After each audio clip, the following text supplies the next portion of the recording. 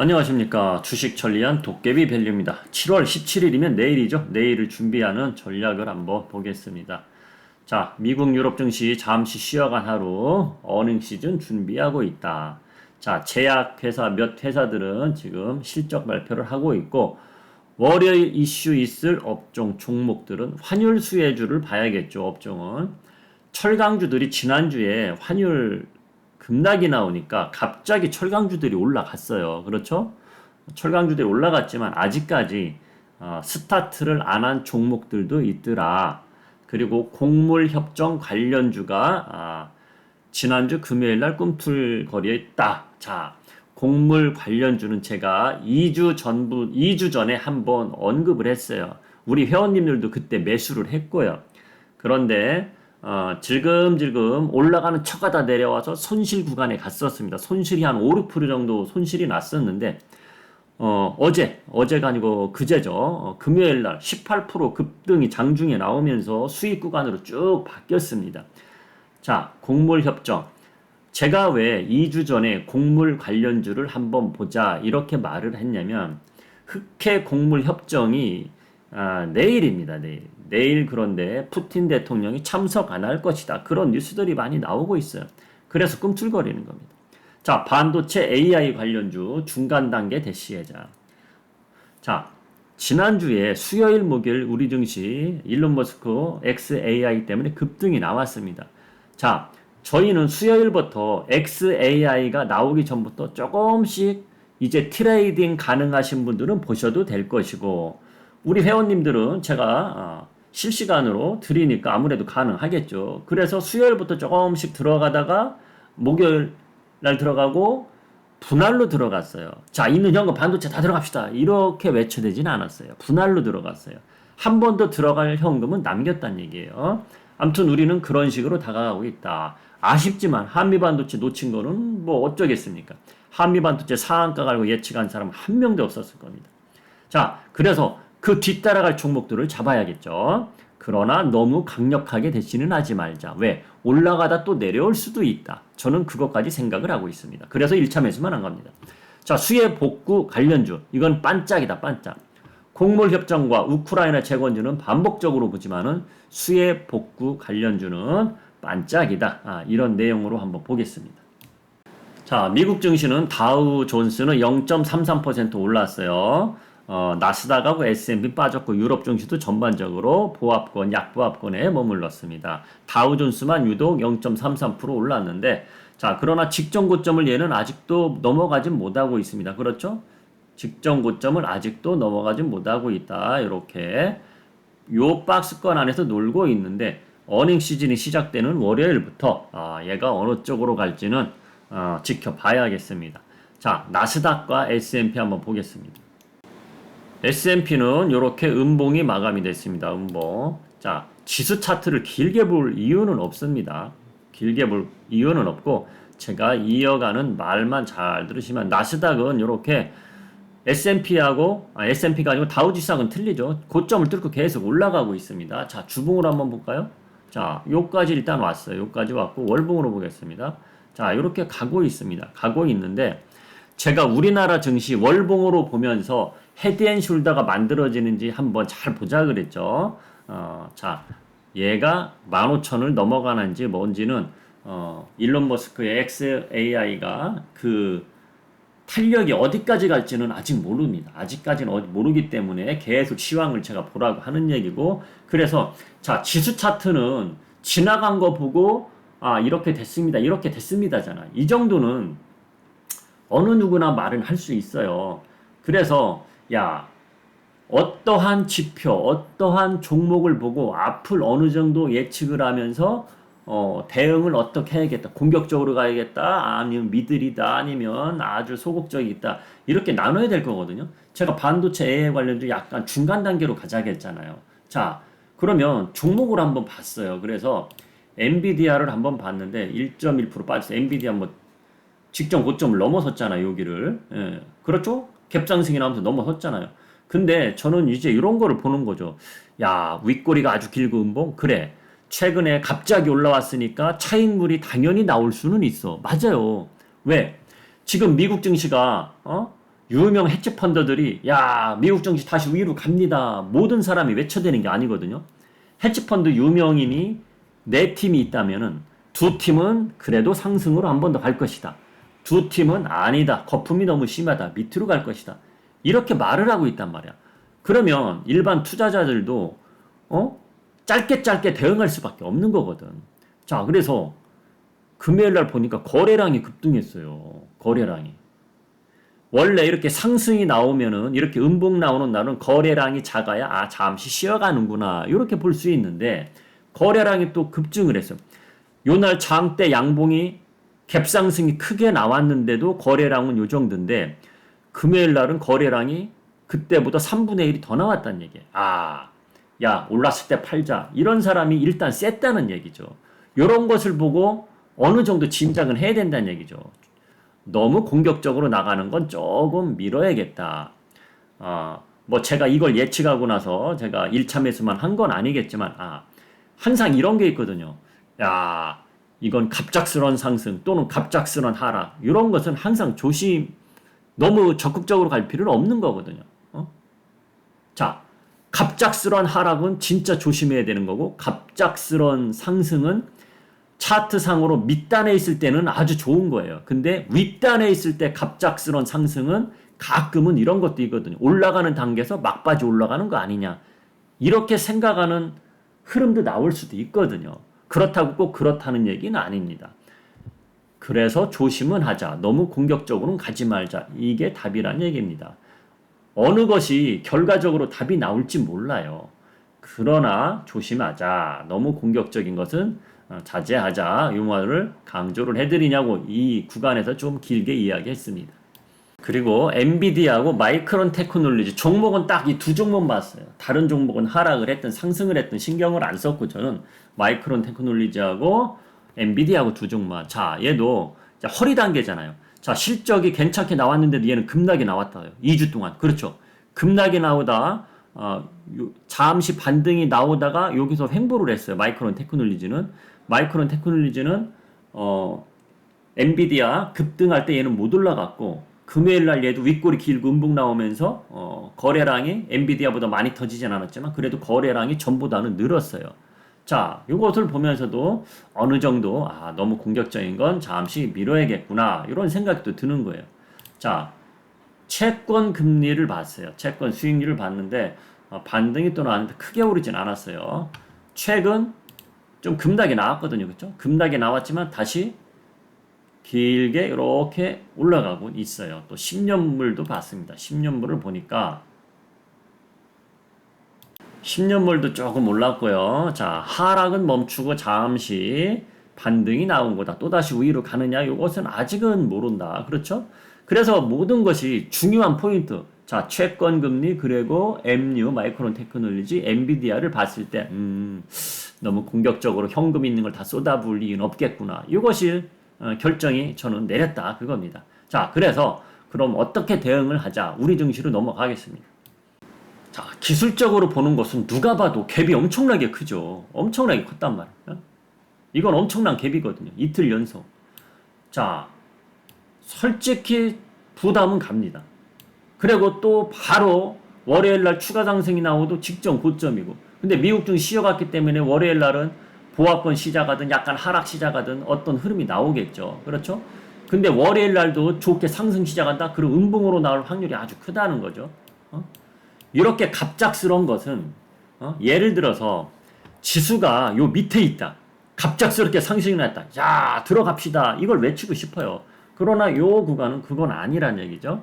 자, 그래서 좀 전에 말했지만 반도체 AI 관련주들은 우리는 1차 매수만 일단 들어갔고 언제부터? 요날부터 1차 매수를 들어갔어요. 저희는.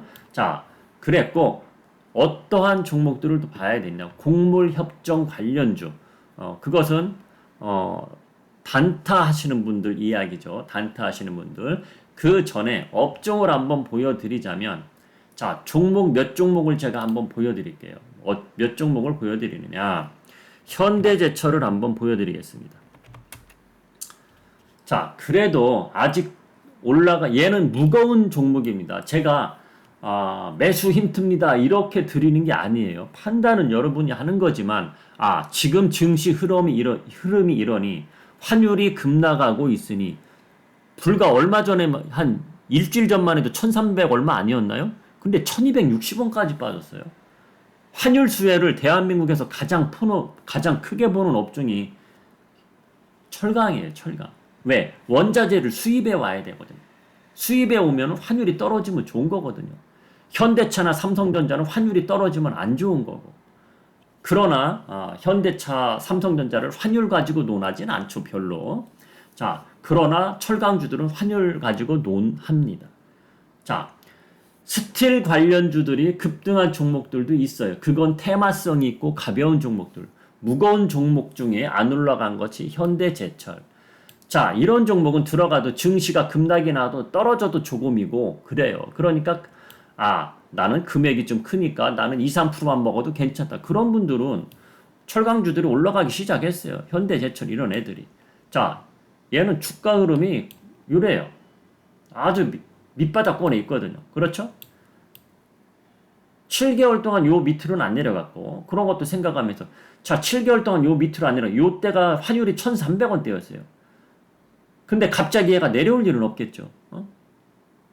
그러면서 환율, 수혜주, 철강 관련주를 한번 보자. 무거운 종목 중에 하나를 한번 보여드렸고 같은 현대갑니다. 현대 BNG 스틸. 자, 얘도 이렇게 밑에 와 있어요. 밑단에. 그렇죠? 얘는 간단합니다. 손절가 짧게 잡고 14,500원 잡으면 되겠네. 손절가 짧게 잡고 한번 들어가 볼 수도 있는 거예요. 이런 종목을 편안하게 대응하자. 자, 편안하게 대응하는 게 뭡니까? 뭔가 얘들한테 수혜가 갈 수 있는 증시 흐름이 보여지네. 그럼 들어가고 싶어. 근데 차트상 보니까 손절가도 짧아. 예를 들어서 올랐다 내렸다 이런 거는 매물대, 저항대 이런 데가 불규칙하기 때문에 손절가 잡는 데가 불규칙합니다. 손절했더니 올라가고 막 그런 흐름이 많거든요. 그런데 얘 같은 종목은 손절가 아주 짧은 거예요. 14,500원 잡고 한번 들어가 보자. 그래서 환율 수혜로 봐서 매수자들이 쏠리면 단기적으로 쫙 올라갈 수도 있는 거고 그런 데 먹고 나오면 되는 거고 그런 식으로 대응하는 게 가장 지금 편한 종목들만 이야기해 드리는 겁니다. 자, 두 종목은 어떤 종목이냐? 수혜 복구 종목입니다. 인선이엔티, 코엔테. 그래서 차트로 봤더니 얘는 벌써 단기적으로 좀 올라왔네. 전 그래서 안 들어갑니다. 자, 되게 테마를 좋아하는 분들, 수혜 복구 관련주가 뭐 올라갈 것 같은데 하면서 찾는 분들이 있어요. 인터넷 치면 딱 대표적으로 얘들이 뜹니다. 뜨는데 얘들은 벌써 며칠 동안 올라와 버렸네. 저 같으면은 안 들어가요. 그러니까 참고만 하시고. 그리고 이런 종목들은 갑자기 갭상승 나와서 음봉으로 쫙 나올 확률이 있어요. 갭상승이 나오면. 그래서 이 종목들은 항상 뭔가 이슈가 있을 때 차트를 봤더니 밑바닥에 있네? 그러면 들어가지만 이런 거는 좀 그렇다. 그래서 현대 BNG스틸하고 현대제철은 제가 차트상으로 메리트 박자가 맞아 떨어지는구나. 그래서 제가 보여드린 겁니다. 그리고 곡물협정 관련주는 인터넷 치면은 한 5, 6개가 쭉 뜹니다. 그걸 보고 참고하시면 됩니다. 제가 여기서 굳이 곡물협정 얘가 갈 것 같고 이런 이야기는 하지 않겠습니다. 그리고 우크라이나 재건주는 제가 누차 반복을 해드렸죠. 그렇죠?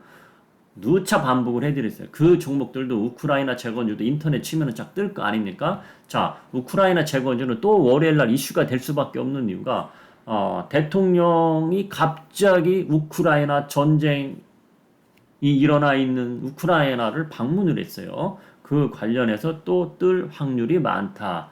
이것을 참고하시고 근데 본인이 보고 있는 종목이 월요일부터 갭상승이 나왔다. 그러면 들어가면 안 되겠죠. 그렇죠?